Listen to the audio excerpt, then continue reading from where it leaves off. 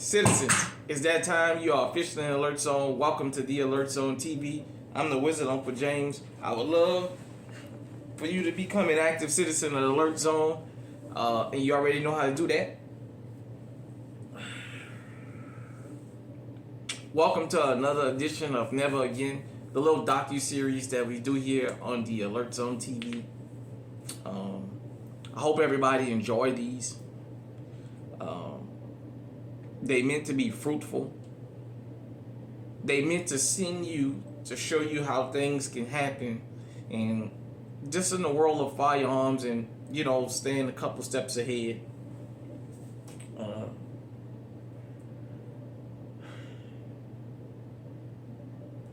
I had thought about doing this one for a while, and I just finally got the goals to do this. And this hit home, it hit real deep.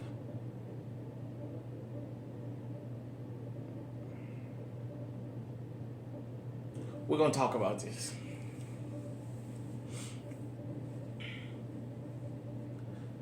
In this episode, we're going to talk about the murder of our young girl, Aiyana Jones. This happened in Detroit.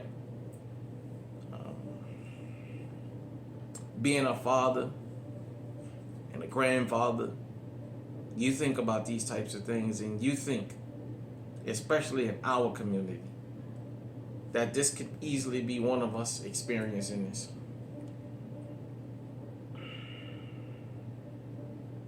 Alright, this is going to be per Wikipedia. Then I'm going to come back with my commentary. Aiyana Monet Stanley Jones, born July 20, 2022, left this world on May 16,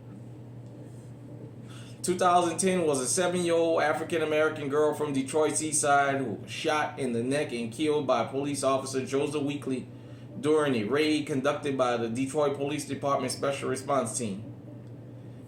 The team was targeting a suspect in the apartment a floor above Jones on May 16. Her death drew national attention and led U.S. Representative John Collins to ask the U.S. Attorney General Eric Holder for a federal investigation. Officer Joseph Weekly was charged in connection with Jones' killing in October 2011. He was charged with involuntary manslaughter and reckless endangerment with a gun.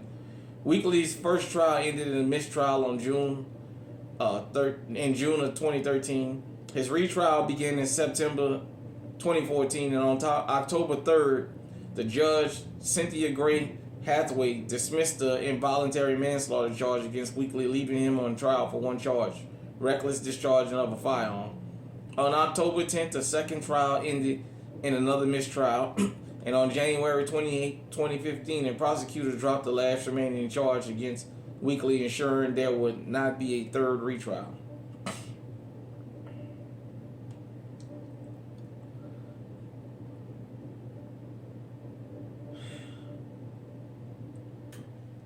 Let's talk about this.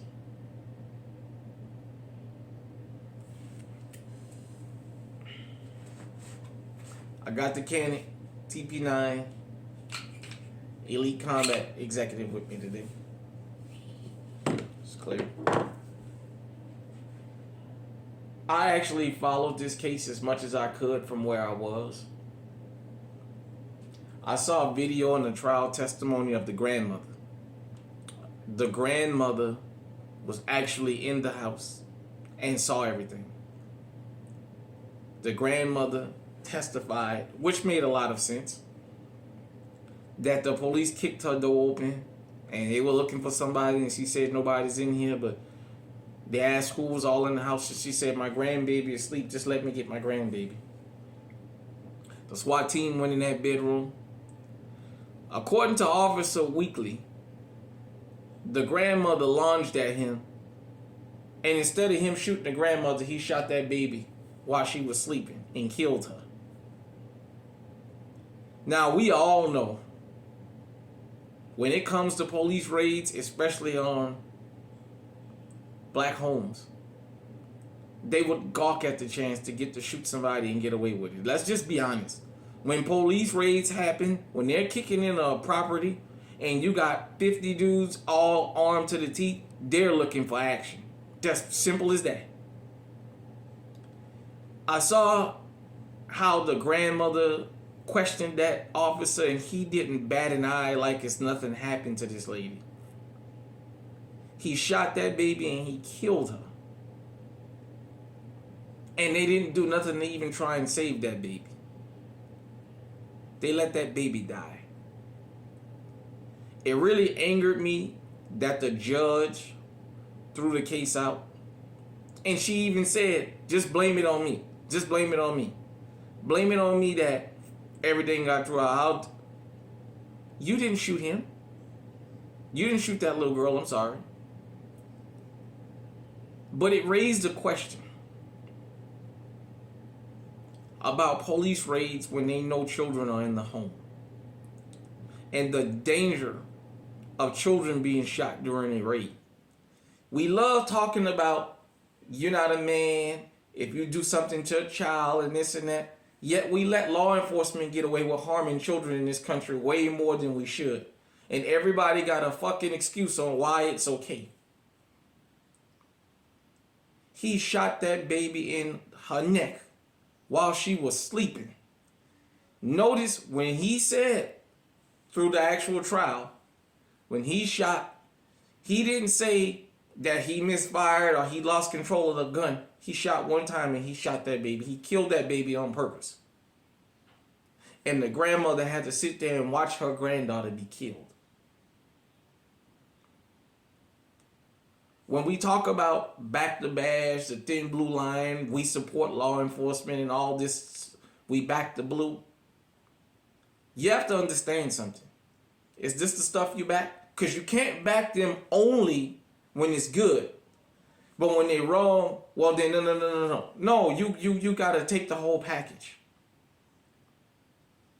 You see, you can't blindly back things that you know deep down to be rooted in wrongfulness. Because there's only another time before a knock on your door. They stopped filming the first 48 in Detroit after this incident. It was sad that that baby lost her life at 7 years old by a SWAT team officer. This wasn't no just rookie officer that just first day on the job. This guy was a trained marksman. He shot that baby and he shot her to kill her, and he did. You can't tell me if this old woman lunged at that man that he couldn't shoot this woman he claimed lunged at him. He shot her granddaughter in the bed sleeping. This was a damn travesty. And as I say here, we are not anti-law enforcement. We just pro-justice. To shoot that baby laying in the bed and kill that baby, to discharge a firearm knowing you knew there was a little girl in that house, when the person you was looking for you didn't see. And as you see, they said they was looking for somebody on the next floor.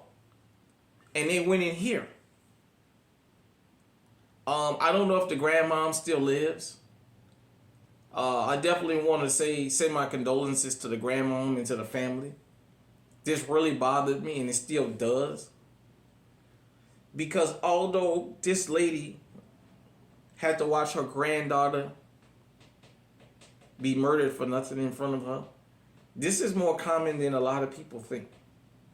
And I'm just going to throw it out there. In the hood, this is almost standard procedure to see our babies constantly harmed, to see our babies constantly beat up, and there's always a justification.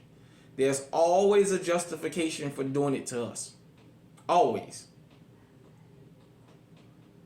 We chasing a criminal, and we shoot and kill a little girl and say, oh, well, her grandmother lunged at me. Why you didn't shoot the grandma?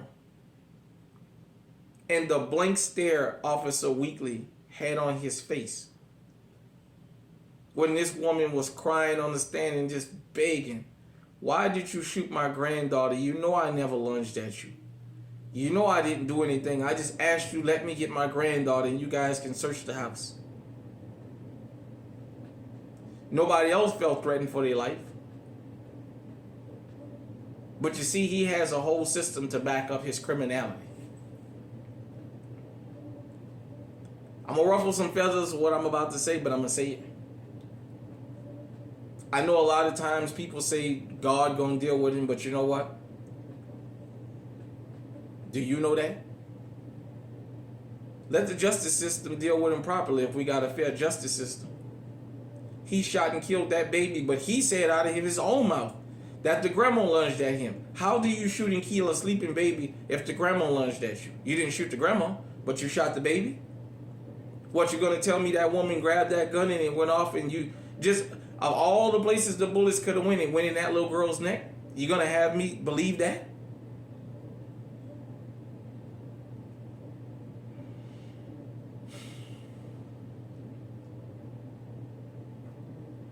Let me say this to all law-abiding citizens.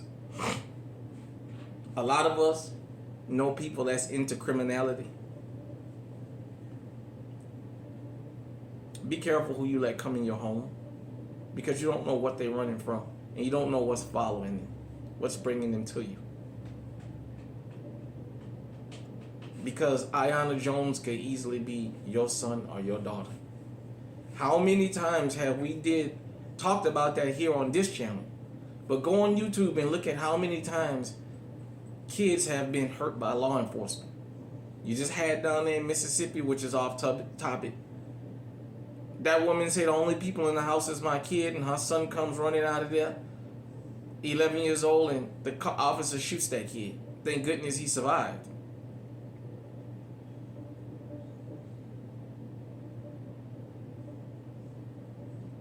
This was a travesty. It still bothers me to this day. And I don't care what color the kid is. I don't care what color the people are. A victim is a victim. No child deserves to be shot and killed while they're sleeping. No child. No mother, grandmother, brother, friend, cousin deserves to watch one of their loved ones be executed in front of them just for sleeping in the bed. This really bothered me. It still to an extent bothers me, because I know this happens more than people think it does, and it can be me and my family at any time.